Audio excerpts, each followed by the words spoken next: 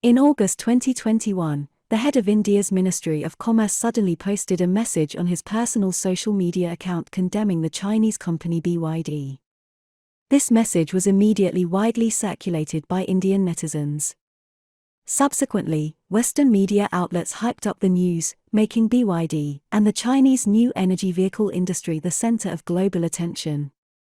It turned out that India's Ministry of Commerce planned to spend about 2 billion yuan to purchase a batch of new energy buses from BYD, a Chinese new energy vehicle company. Initially, the Indians insisted that there would be no bargaining and that they would accept the products from the Chinese company unconditionally as long as they were of good quality, and they would immediately pay for all the goods. However, it was puzzling that the management of BYD did not immediately respond to the Indian government's business invitation, but instead made a very reasonable request to the Indians. This angered India, and later the head of the Indian Ministry of Commerce accused the Chinese company on social media. So why did India suddenly decide to import new energy vehicles from China? What kind of request did China make to India that made them so unhappy? And what choice will India ultimately make in response to the terms put forth by Chinese companies? Hi! Welcome to Auto Age. Now you are on the journey to look back at every change in the car, witness every surge in speed, and explore the mystery behind the car. Before we started today's video, please subscribe to the channel and turn on the notification bell. Okay, let's get started.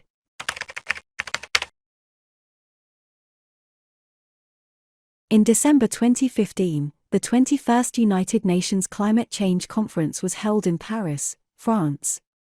Through the joint efforts of participating countries, the famous Paris Agreement was reached. Modi hoped to make India a world power. Therefore, India must assume corresponding responsibilities and obligations internationally. Thus, despite the fact that India's environmental protection level fell far short of the standards, the Indian government announced its accession to the Paris Agreement in 2021. After joining the Paris Agreement, the Indian government turned its attention to the booming Chinese new energy industry.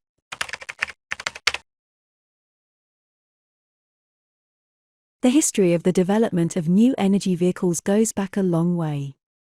As early as the 19th century, some Americans attempted to invent a car that did not rely on petroleum energy. However, at that time, the technologies were very primitive, and achieving this goal was not easy. Although Westerners later made several improvements to the technology and approach, they did not create new energy vehicle products that could firmly establish themselves in the market. In the 1970s, due to the Soviet Union and Arab countries launching an oil crisis, the Americans once again proposed the idea of manufacturing new energy vehicles. With new energy vehicles, Americans would no longer be at the mercy of the Soviet Union. At that time, the idea was to replace petroleum energy with rechargeable batteries that could generate electricity. However, due to technological limitations, the plan was ultimately abandoned. In the early 21st century, with breakthroughs in battery technology, people began to reconsider the idea of manufacturing new energy vehicles. At this time, latecomer industrialized countries such as Germany and Japan began to attempt manufacturing new energy vehicles. By 2021, when India wanted to demonstrate its environmental commitment to the international community, they first thought of purchasing new energy vehicles from Germany and Japan. By this time, new energy vehicles had already reached a relatively mature stage of development.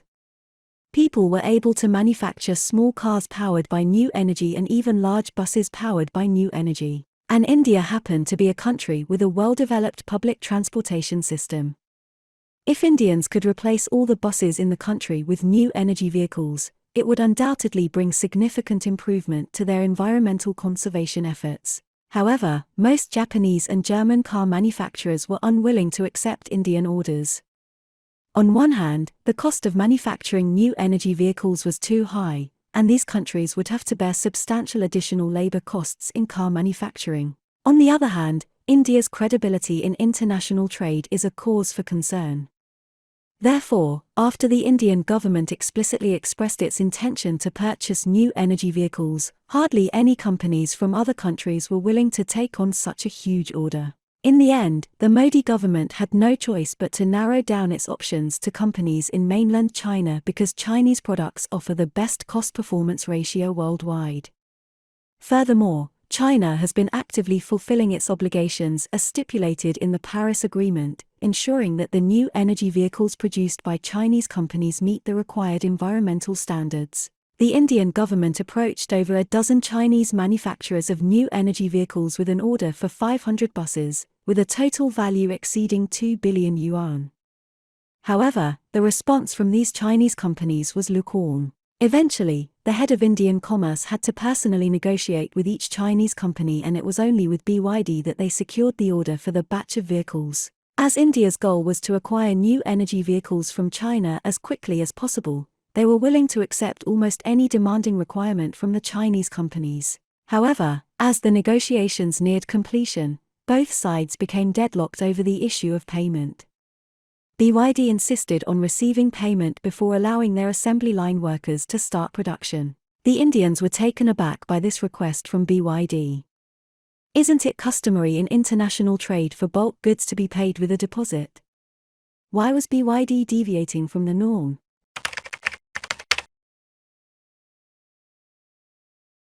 Subsequently, the Indian trade representatives immediately protested against BYD's terms. However, BYD's representatives candidly stated their position. Payment first, then delivery is our bottom line. If the Indian government is dissatisfied, they are free to seek out other companies. If there is any company willing to deliver goods to the Indian government without receiving payment, BYD is willing to give up this deal. Seeing the tension escalating at the negotiation table, the Indian government, fearing the collapse of the transaction, immediately made concessions. The Indian government agreed to make an upfront payment of 1/4 of the total amount, and BYD could deliver 1/4 of the products to India. Once the Indian Quality Inspection Department deemed BYD's products to be qualified, the Indian government would proceed to purchase the remaining vehicles in 3 installments. So, faced with the new requirements presented by the Indian government, how would BYD respond? Why did the head of Indian commerce vent their frustrations on social media after the initial agreement was reached?